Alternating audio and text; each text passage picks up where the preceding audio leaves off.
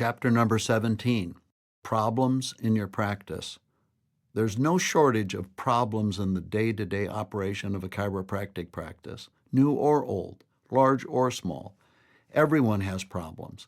Chances are you're reading this to get some special insight on how to get rid of the problems in your own chiropractic practice. But I think problems have gotten a bad rap. Every good thing I have came courtesy of a problem. I believe every problem has a solution, and it's discovering the solution, including the struggle, that excites me. I can't think of one successful client that wasn't forced into positive change by a problem. And the single most important success strategy I know is how to reframe and deal with problems. I want you to think differently about your chiropractic practice's problems. The following concepts will help. Number one, realize that every doctor and every practice has problems, without exception. You mustn't get discouraged by thinking that other DCs don't face the same challenges you do. It's also a mistake to think that you should have a breakthrough where all of your problems disappear. You won't. Some DCs handle their difficulties better than others, and some have a better set of problems, but problems are universal. The happiest and most successful people I know frequently have the biggest problems. That's because they think about and approach problems differently. Number two, be mindful that very few problems are accidents. Rather, they're typically the collective results of decisions, actions, or lack of actions. Understanding this is key to taking responsibility for discovering a solution to your problems. Number three, they won't go away by focusing on them or ignoring them. If you do either, the problems typically just get bigger. A consulting client used to like to recite her problems to me. Unconsciously, she was trying to sell me on how reasonable her plight was in light of all her problems. The net effect was that she was paralyzing herself with a gruesome picture that she painted. When I told her that we wouldn't talk about her problems again, she was horrified. However, this single step was the start of adding 125 patient visits a week to her practice. Number four, reframing is an essential tool. In order to handle your problems more effectively, you need to think differently. When disaster strikes, you must know, at least intellectually, that the solution might be so spectacular that you will eventually be grateful for the setback. This will help you bypass your Chicken Little reflex as fast as possible and go as quickly as you can to let me at it mode to start solving the puzzle.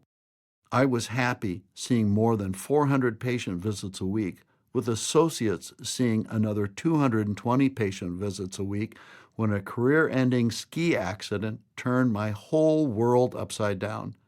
At first I was devastated, but 4 years later, I was overseeing 5 clinics, seeing 2,000 patient visits a week. Out of that transformation, I developed 5-star management. Thank you, Mr. Injury Problem. Can you see how your current problem, even the biggest one, might be a future best friend? Number 5, there are only a few real problems that practices face.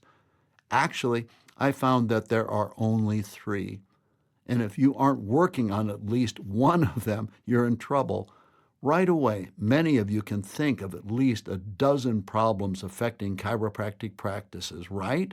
But I think that real problems are scarce. The way I do the math on what qualifies as a real problem is this. If I stumble in this particular area, my entire practice pays dearly. Conversely, if I solve one of these problems, then even though I may have other serious difficulties, my practice will improve dramatically. So what's the biggest practice problem?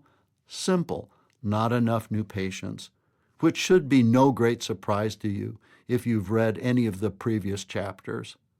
If you get lots of new patients, you can be a mediocre chiropractor and have a wonderful practice.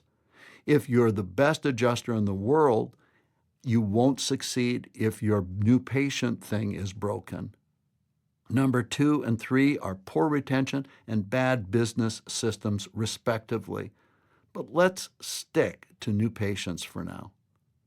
How does struggling terribly to bring in new patients ever get to be the best friend problem I mentioned earlier? In my case, I knew that new patients would always be a challenge, and so I opted for the best set of new patient problems I could find. New patient problem number 1. In 1 month, we produced 601 new patients for my 5 offices. I had 17 full and part-time staff, and that required scheduling plus logistics challenges and costs. New patient problem number 2. We opened a clinic that drew 161 new patients in 1 month. Believe me, it wasn't pretty, but it sure was exciting. There were days that the clinic looked like a bus rolling down a hill with people flying everywhere. New patient problem number 3. Last week, one of my clinics had 28 new patient appointments scheduled, yielding 20 new patient show-ups. One day there were 4 new patients in reception at the same time, all filling out paperwork, and the regular patient's schedule was full. Phew! We were packed and racked. Did it go smoothly? Not that day. Even though we're good and used to being busy, that day was a zoo. Intensity and challenges aside, give me this set of new patient problems over the who cut my phone lines and locked my door set of new patient problems any day.